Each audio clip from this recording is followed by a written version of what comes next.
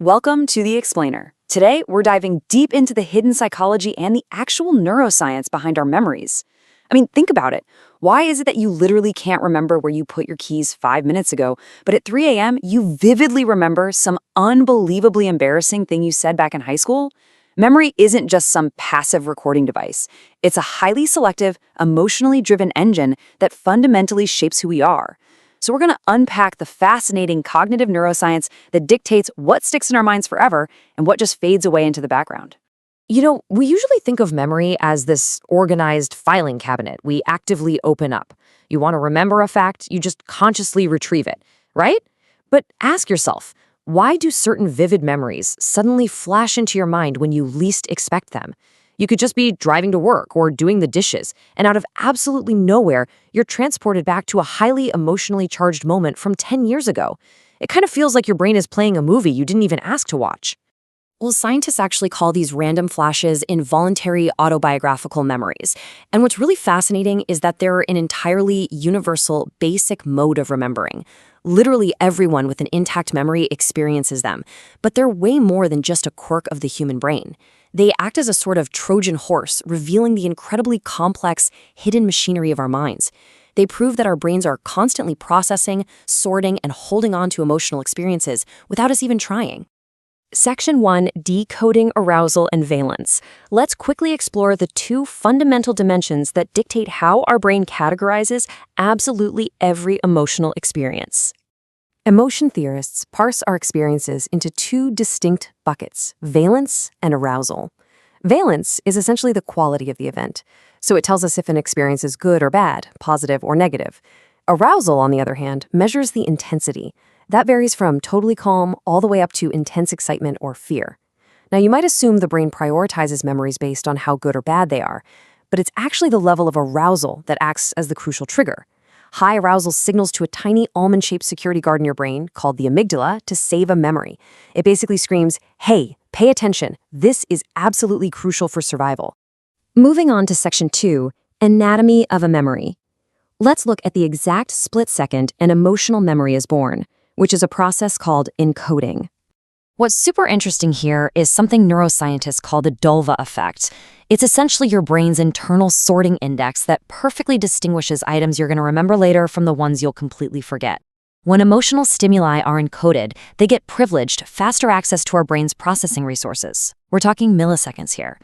Emotionally arousing items light up both the amygdala and the hippocampus like a Christmas tree, signaling a massive immediate enhancement of memory encoding that totally bypasses our slower, conscious cognitive strategies. So the amygdala basically acts as your brain's emergency alarm system. When an emotionally arousing event happens, the amygdala orchestrates this initial encoding by intensely focusing your attention on the core gist of the event.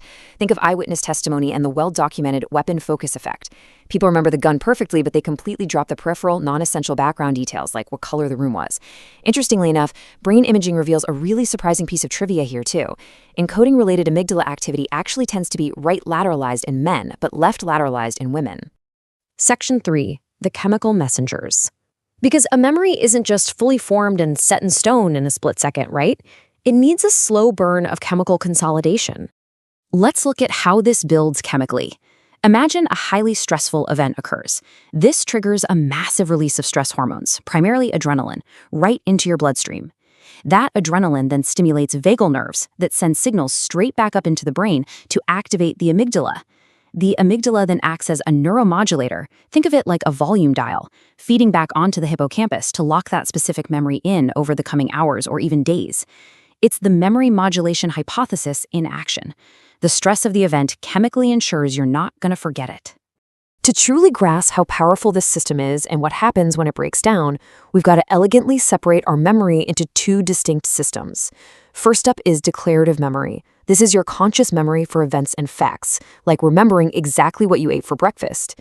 It relies heavily on the medial temporal lobe, which is basically your brain's conscious filing clerk. Then there's non-declarative memory. This involves non-conscious habits and conditioned fear responses, and these function entirely independently of those conscious memory centers. Through incredibly rare case studies, we can see what neuroscientists call a double dissociation, a scenario proving these two systems operate completely independently of one another.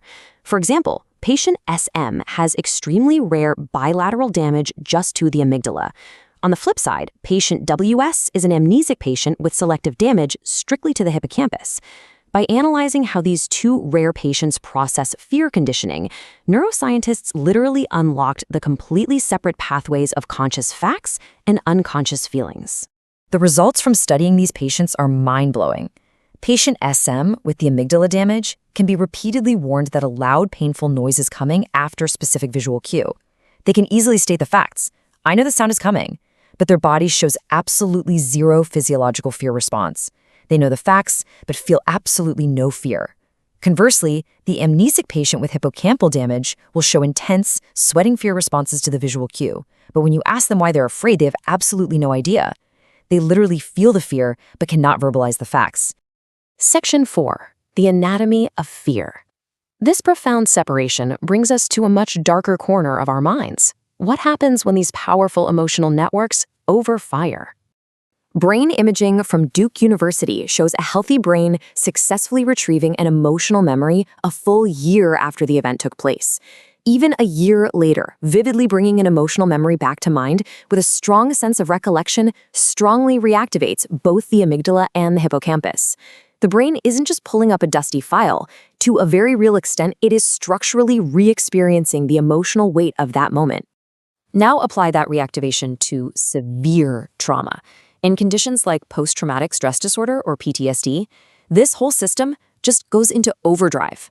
The brain's stress hormone systems, specifically the biological highway known as the HPA axis, become totally dysregulated.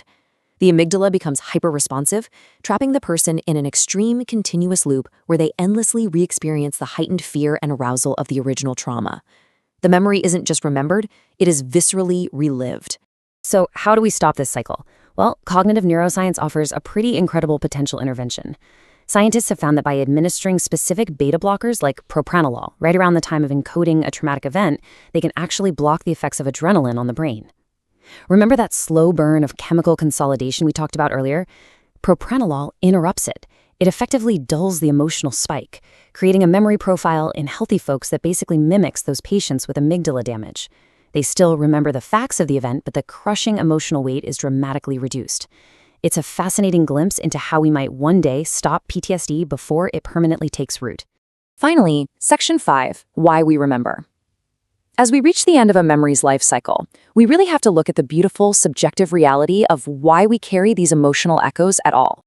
As researchers at Duke University so beautifully put it, emotional memories constitute the core of our personal history. If our amygdala didn't act as a highlighter, tagging our specific human experiences with deep emotional weight, our past would just be the sterile, robotic database of perfectly equal, totally meaningless facts. We wouldn't have a rich, lived narrative. We literally wouldn't know what to love, what to avoid, or who we truly are. So the next time a sudden, vivid memory washes over you completely out of nowhere, whether it brings a huge smile to your face or a sudden pang in your chest, pause for just a second. Think about the incredible neurological journey that memory took to get there. What core emotional truth is your amygdala quietly protecting right now? And if science eventually allows us to edit those emotional tags, would you choose to rewrite your own history? Thanks for joining me on this explainer, and keep exploring the amazing neuroscience of your own mind.